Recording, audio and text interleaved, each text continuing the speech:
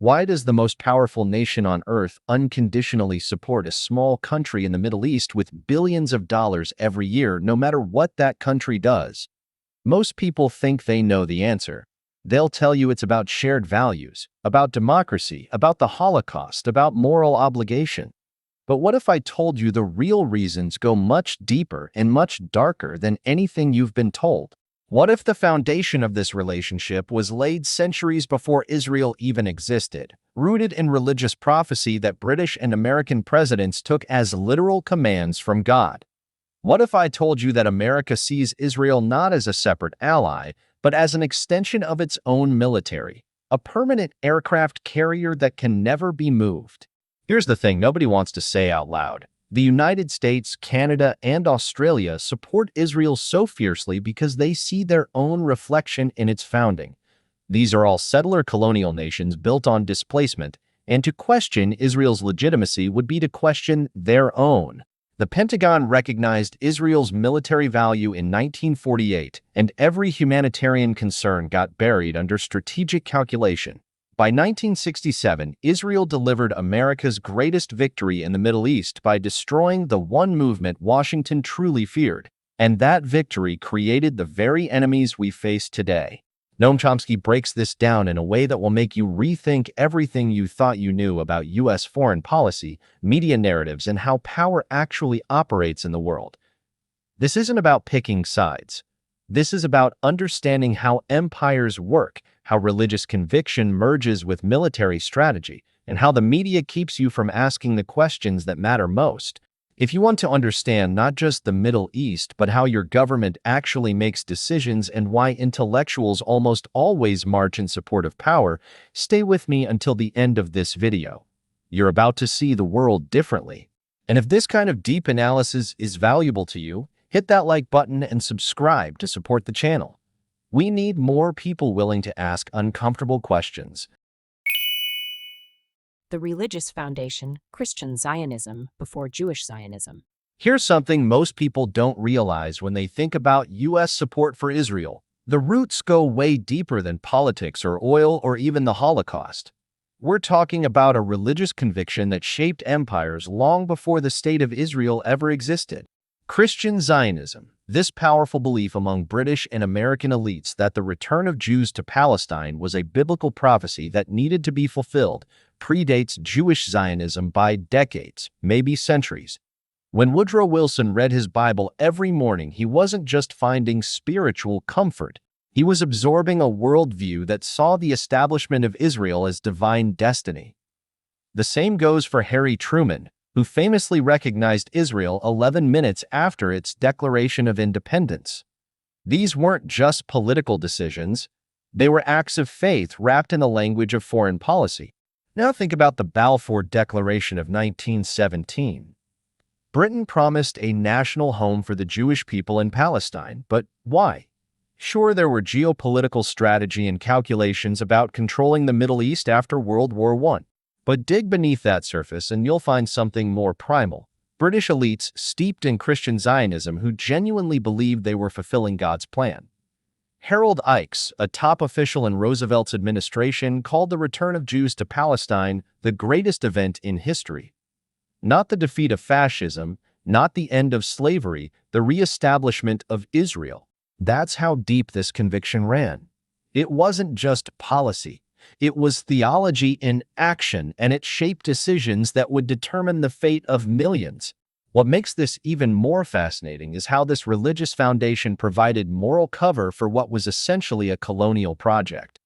When you believe you're enacting God's will, it becomes much easier to justify displacing an existing population or supporting military conquests. The language shifts from occupation to fulfillment, from colonization to prophecy. And here's where it gets uncomfortable. This wasn't some fringe belief held by a few zealots. This was mainstream thinking among the most powerful decision-makers in the Western world. Presidents, prime ministers, generals, they weren't just influenced by Christian Zionism, they were true believers. And that belief system created a political and military alliance that would reshape the entire Middle East. But here's what's crucial to understand. Religious conviction doesn't operate in a vacuum. It intertwines with power, with empire, with the ambitions of nations seeking dominance. Christian Zionism provided the moral framework, but it aligned perfectly with imperial interests. Britain wanted a foothold in the Middle East. America wanted influence in a strategically vital region. And both found in Israel a project that satisfied their spiritual convictions and their geopolitical ambitions. It's a perfect marriage of faith and power, and it helps explain why this support has been so unwavering, so absolute, even when it defies practical logic or humanitarian concern. And once you see how religion laid this foundation, you start to notice another pattern, one that connects America to other nations built on a very specific type of conquest. The settler-colonial connection, America, Canada, Australia, and Israel. Let's talk about something uncomfortable but essential. The nations that support Israel most fervently aren't random. They're the United States, Canada, and Australia, what's sometimes called the Anglosphere. And here's what they all have in common. They're settler colonial societies, not colonies in the traditional sense, where a foreign power extracts resources and leaves the native population largely intact to be exploited. No, these are places where the settlers came, took the land, and essentially erased or displaced the indigenous people to build entirely new societies. South Africa under apartheid operated on similar principles. Algeria under French rule, too. This is a specific form of empire building, and it creates a unique psychological and political bond among nations that share this history. Now, why does this matter when we're talking about U.S. support for Israel? Because there's a recognition, sometimes conscious, often unconscious, among these nations. They see in Israel's founding a mirror of their own origins. The displacement of Palestinians, the establishment of a state on land inhabited by others, the justification through claims of bringing civilization or fulfilling destiny, these aren't abstract historical events for Americans, Canadians, or Australians. They're echoes of their own national stories. Supporting Israel becomes, in a sense, validating their own existence. To condemn the founding of Israel as illegitimate settler colonialism would be to call into question the moral foundations of their own nations. And most people, most governments aren't willing to go there. This connection runs deeper than mere guilt or defensiveness. Settler colonial societies develop specific political cultures, specific ways of thinking about land, belonging, and who has the right to exist where. There's often a narrative of transformation, turning wilderness into productive land, bringing progress to backward regions.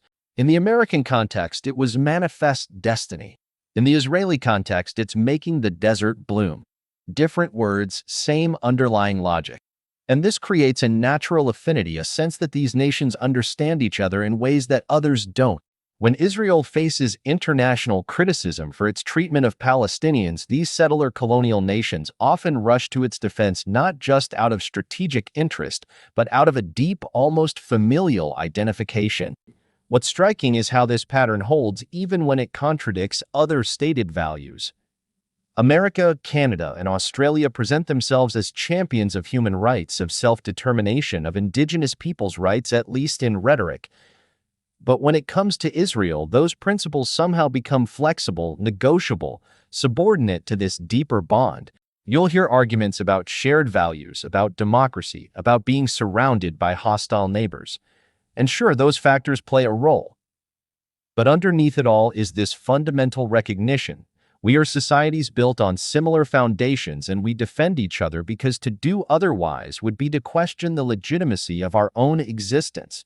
It's a powerful, often unspoken alliance, rooted not just in current interests, but in the parallel histories of displacement and conquest. And understanding this helps explain why support for Israel often feels non-negotiable in these countries, why it transcends party politics and persists across administrations. But religion and historical affinity only tell part of the story. There was also a very calculated, very cold assessment happening in government offices. The Pentagon versus the State Department, military value over humanitarian concern.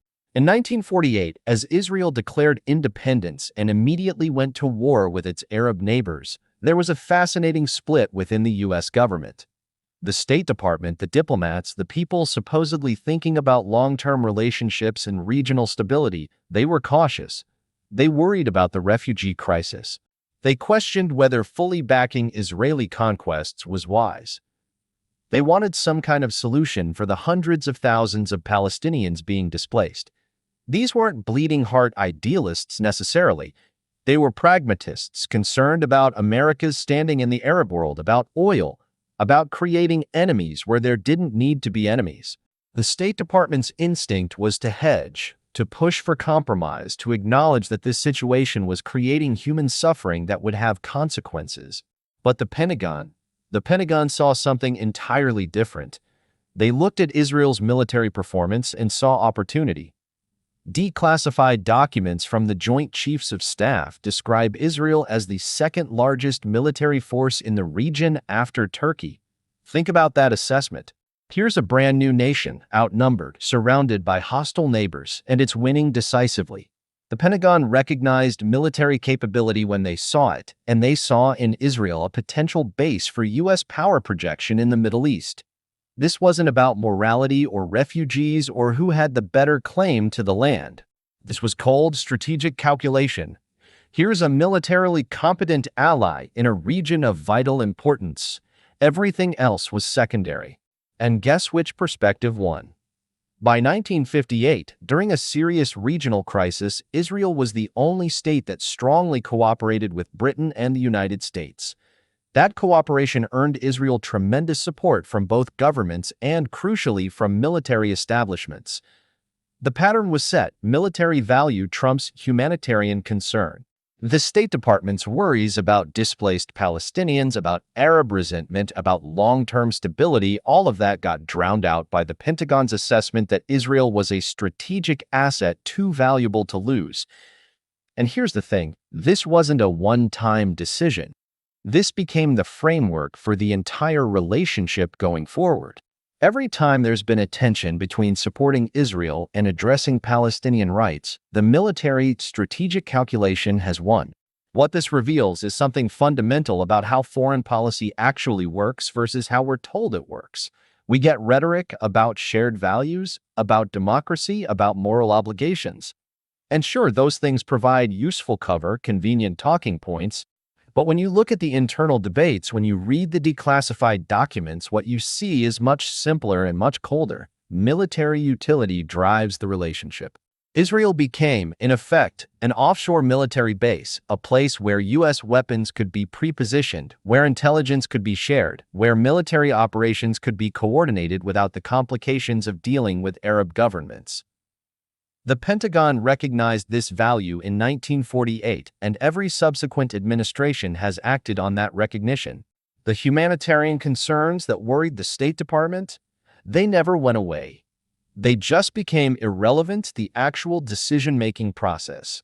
And if you think that dynamic ended in 1948, wait until you see what happened in 1967. 1967, the turning point destroying secular Arab nationalism.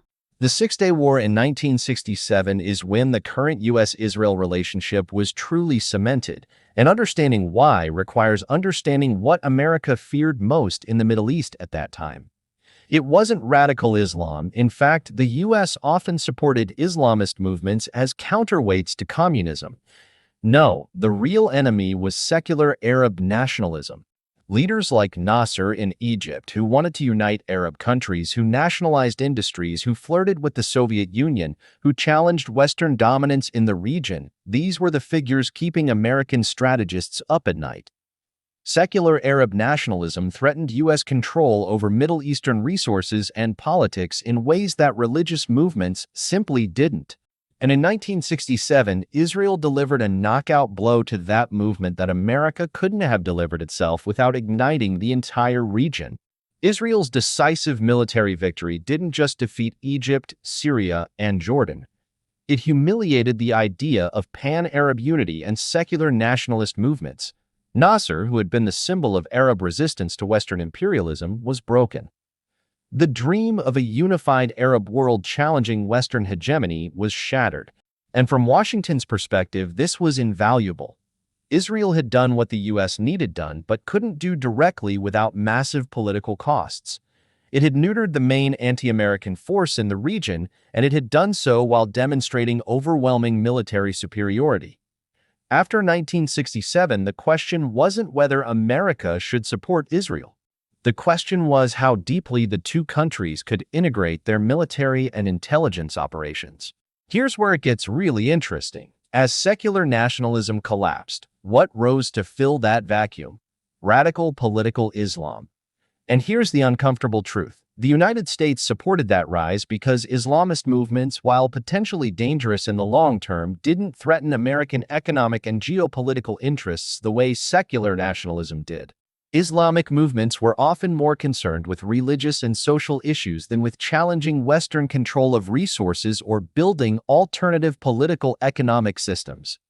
Some were even tacitly or explicitly supported by the U.S. as weapons against communism and secular nationalism. Israel's destruction of secular Arab nationalism in 1967 didn't just reshape the region militarily. It reshaped it ideologically, creating the conditions for the rise of the very movements we're now told are the primary threat. The lesson here is crucial. Geopolitical strategy often creates its own future enemies, and the immediate tactical advantage blinds decision-makers to long-term consequences. In 1967, destroying secular Arab nationalism seemed like an unqualified win for American interests. Israel was the perfect instrument for that destruction, and the relationship between the two countries became unshakable as a result. But fast forward a few decades, and the Middle East is dominated by the very Islamist movements that filled the vacuum created by that victory. American foreign policy and support for Israel helped create the conditions we now face. And understanding this progression from supporting Israel's destruction of secular nationalism to dealing with the rise of radical Islam is essential to making sense of current Middle East politics. But the military integration that began after 1967 went far deeper than most people realize. Israel as America's military outpost, pre-positioned weapons and intelligence sharing. Let's talk about something specific, something concrete that reveals the true nature of the U.S.-Israel relationship. During one of the Gaza conflicts, Israel started running out of munitions. Now pause for a moment and think about that. Israel is one of the most heavily armed nations on Earth, with one of the most sophisticated military-industrial complexes anywhere. But during an extended military operation, they ran low on ammunition. What happened next tells you everything you need to know. The United States provided additional munitions to Israel, which sounds normal enough. Allies help each other. But here's the key detail. Those munitions came from U.S. stockpiles pre-positioned in Israel for eventual use by U.S. forces. Read that again. The United States stores weapons in Israel not for Israel to use but for America's own potential military operations in the region. These are American munitions meant for American forces stored on Israeli soil because Israel functions as a forward military base for U.S. power projection in the Middle East. When Israel needed those weapons and the U.S. provided them, it wasn't just an act of alliance support. It was pulling from America's own operational reserves, essentially treating the Israeli military as an extension of U.S. military capabilities. This isn't the relationship between two separate, independent nations cooperating on shared interests. This is integration at a level that most people don't fully grasp. The intelligence sharing goes even deeper. Israel and the U.S. have one of the most comprehensive intelligence partnerships anywhere in the world, going back decades. They share signals intelligence, human intelligence, cyber capabilities, and military technology in ways that blur the lines between where one security apparatus ends and the other begins. Israeli intelligence operations have often served American interests even when they weren't officially coordinated. American intelligence has provided Israel with targeting information, strategic assessments, and technological capabilities that have shaped Israeli military operations. This isn't just allies exchanging useful information. This is a deeply intertwined security relationship where each side enhances the other's capabilities and where, functionally, they operate as parts of a larger strategic whole. What this means practically is that Israel isn't just an ally in the traditional sense, like, say, how the US and Britain are allies. Israel functions as an outpost of American military power, a permanent, unsinkable aircraft carrier in the Middle East, as some strategists have described it. This explains why U.S. support is so unwavering even when Israeli actions create diplomatic problems or humanitarian crises. From the Pentagon's perspective, Israel isn't a separate entity that America supports out of moral obligation or historical guilt. Israel is a core component of American military infrastructure in one of the world's most strategically vital regions. Losing Israel, or even significantly reducing the relationship, would be, from this perspective, like losing a major military base, unthinkable from a strategic standpoint. And once you understand this integration, you start to see how the media coverage of these issues takes on a very specific character. The media's role manufacturing consent and erasing inconvenient truths. Here's an experiment. Go search mainstream American media for the phrase U.S. invasion of Iraq. You won't find it. Oh, you'll find plenty of articles about Iraq, about the war, about mistakes and strategic blunders. But the word invasion, it's almost entirely absent. Why does that matter? Because language shapes understanding. An invasion is an act of aggression, a violation of international law, the kind of thing that at the Nuremberg trials was called the supreme international crime. But if you never call it an invasion, if it's always the war in Iraq or the Iraq conflict, you've already framed it in a way that obscures its fundamental nature. The same thing happens with Israel and Palestine. You won't find Israeli occupation in much of the mainstream media. You'll find disputed territories or the conflict or tensions, but not the clear, legally accurate term, military occupation. This isn't an accident, and it's not even necessarily a conspiracy in the traditional sense. It's how media in most countries function in relation to state power. Journalists, editors, producers, they exist within a framework of acceptable discourse. Step too far outside that framework, and you're marginalized as biased or radical or unserious. So most media outlets, most of the time, frame issues in ways that don't fundamentally challenge their government's foreign policy. With U.S. support for Israel, this means emphasizing Israeli security concerns, downplaying or contextualizing Palestinian suffering, and treating American military aid as a given rather than a choice that deserves scrutiny. It means covering each flare-up of violence as an isolated incident rather than as part of a decades-long occupation. It means never asking the foundational questions that would make audiences uncomfortable. Consider how Barack Obama is remembered regarding the Iraq War. He's often described as an opponent of the invasion, someone who had the wisdom to speak against it. But what did he actually say? He called it a strategic blunder, a mistake. That's the depth of his opposition. He didn't call it a war crime. He didn't call it an act of imperial aggression. He said it was a mistake, meaning tactically unwise, likely to fail. Noam Chomsky makes a devastatingly accurate comparison. That's the kind of opposition you would have heard from the German general staff during Hitler's invasion of Russia. This is a strategic mistake. We should have dealt with Britain first. That's not moral opposition. That's tactical disagreement. The media treats it as courageous dissent, and most Americans accept that framing without question. The same pattern holds with coverage of Israel. Media will debate whether a particular Israeli military operation was proportionate or whether a specific settlement expansion was wise diplomatically. But they won't question whether the occupation itself is legitimate, whether U.S. military aid should continue unconditionally, whether the entire framework of the relationship serves American interests or values. Those questions exist at the margins, in alternative media, in places like Democracy Now! Or in writing that's considered far outside the mainstream. And here's what's crucial to understand. This isn't unique to America. Britain is currently having debates in literary journals about whether it should finally acknowledge the genocidal character of British colonization centuries after the fact. Every powerful nation has media ecosystems that primarily serve to legitimize state power, to make what the government does seem reasonable and necessary and justified. The Israeli-Palestinian situation is just one particularly clear example of how this works. And the media's role in manufacturing consent connects directly to how intellectuals position themselves in relation to power. The intellectual herd, why critical voices remain at the fringe. Intellectuals like to think of themselves as independent, critical, courageous, people who speak truth to power, who challenge conventional wisdom, who stand apart from the crowd. It's a comforting self-image, and academia and journalism are full of people who genuinely believe they embody these qualities. But here's the uncomfortable reality. Throughout history, the overwhelming majority of intellectuals have functioned as servants of power, legitimizing whatever their governments or the dominant economic system does.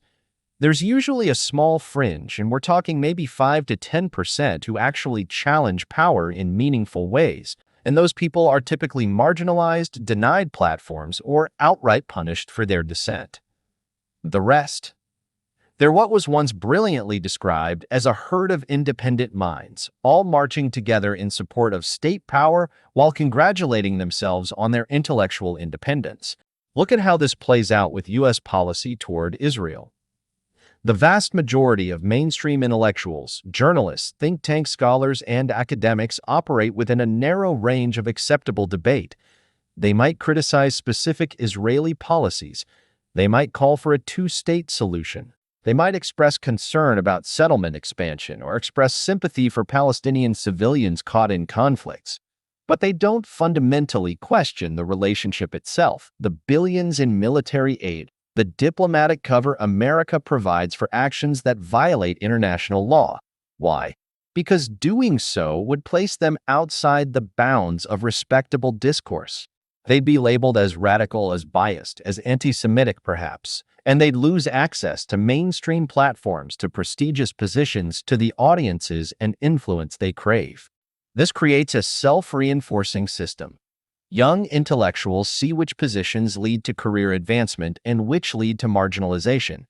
They see that mild, ineffective criticism is rewarded as balanced and thoughtful, while fundamental challenges to policy are dismissed as extreme. And most people quite rationally adjust their positions to fit within acceptable bounds. It's not usually conscious cynicism. People genuinely internalize the frameworks of acceptable discourse and come to believe that their constrained critiques represent genuine independence.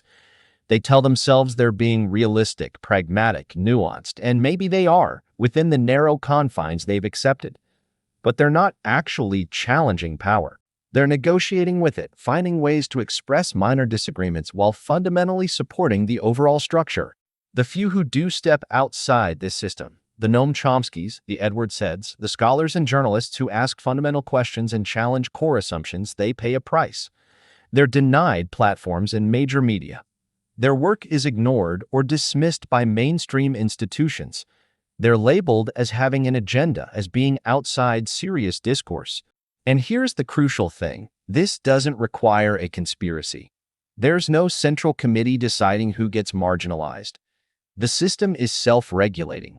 Editors know what their audiences expect, what advertisers will tolerate, what will and won't get them in trouble with powerful interests. Academics know which research gets funded and published in prestigious journals. Journalists know which stories get them promoted versus which get them sidelined. The incentive structures all point in the same direction, toward legitimizing power, toward working within acceptable frameworks, toward being part of the herd even while claiming independence. Understanding this pattern is essential because it applies far beyond just U.S.-Israel policy. It's how intellectual culture relates to power generally. And recognizing it is the first step toward actually thinking independently. What this teaches us about power, narrative, and independent thinking. So, after examining religious foundations, settler-colonial connections, military strategy, media framing, and intellectual conformity, what can we actually learn that's applicable beyond just understanding U.S. support for Israel? First, recognize that power operates on multiple levels simultaneously. There's the material level, military bases, weapons, stockpiles, intelligence sharing, economic interests. There's the ideological level, religious beliefs, historical narratives, cultural affinities. And there's the institutional level, media that frames issues in certain ways, intellectuals who legitimize policies, systems that reward conformity and punish genuine dissent. Understanding any major geopolitical relationship requires seeing how all these levels interact and reinforce each other. Second, pay attention to the language used in media and political discourse. When certain terms are consistently avoided, like invasion for Iraq or occupation for Palestine, that's not accidental. It's a sign that power is being exercised through language, shaping what's thinkable and sayable. When someone is praised as a critic or opponent, but their actual position is just tactical disagreement with strategy rather than moral opposition to policy, that tells you something about the limits of acceptable discourse. Learning to notice these patterns makes you much harder to manipulate.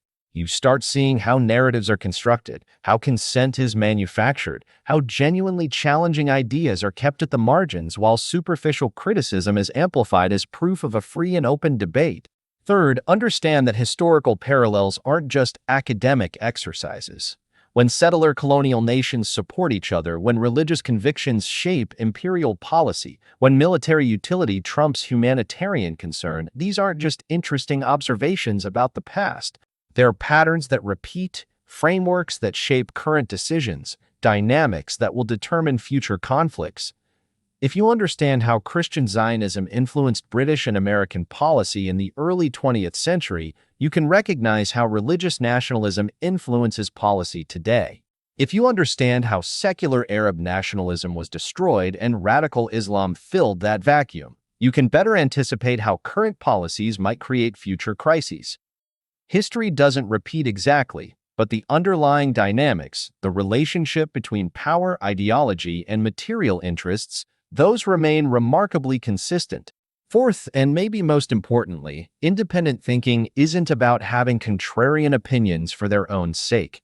It's about being willing to ask foundational questions especially when, doing so is uncomfortable or socially costly. It's about recognizing that the majority position isn't automatically wrong, but it isn't automatically right either, and it's often shaped by factors that have nothing to do with truth or justice. Real intellectual independence means being willing to follow evidence and logic wherever they lead, even if it means challenging the legitimacy of policies your government supports, narratives your media promotes, or frameworks your teachers and professors present as settled wisdom. It means accepting that genuinely independent thinking often leads to marginalization, that you'll be part of that 5 or 10% rather than the herd. And it means doing it anyway, because understanding how power actually works is more valuable than being comfortable within acceptable discourse. This isn't just about U.S. policy toward Israel. It's about developing the tools to think clearly about power in all its forms.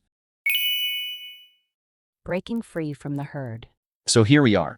You just walked through the hidden architecture of power, religious prophecy shaping foreign policy, settler colonial nations defending their own reflections, military strategy crushing humanitarian concern, media erasing inconvenient truths, and intellectuals marching in lockstep while calling themselves independent. The question now isn't whether you understand U.S. support for Israel. The question is, what are you going to do with this understanding?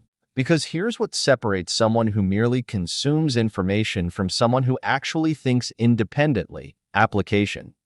Can you now watch the news and spot when language is being carefully managed to avoid uncomfortable truths? Can you recognize when someone praised as a critic is really just offering tactical disagreement while leaving the fundamental power structure untouched?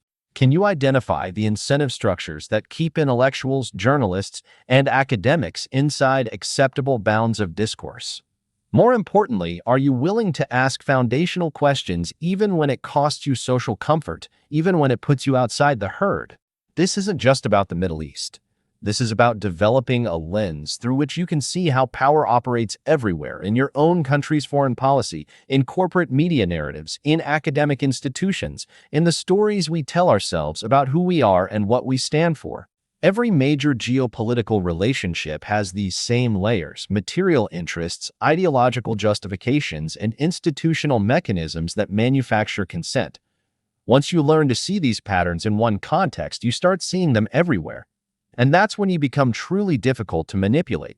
Here's my challenge to you. Take one mainstream news story this week, any story about foreign policy, about conflict, about who the good guys and bad guys are, and ask yourself the questions the media won't ask.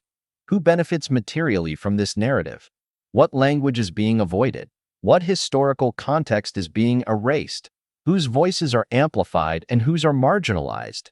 What would a genuinely critical perspective sound like, and why isn't it present in mainstream discourse?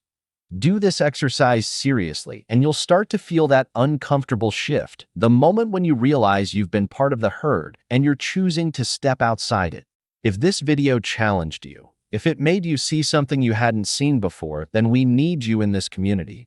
Subscribe to this channel, hit that notification bell, and commit to being part of that 5 to 10% who actually thinks independently.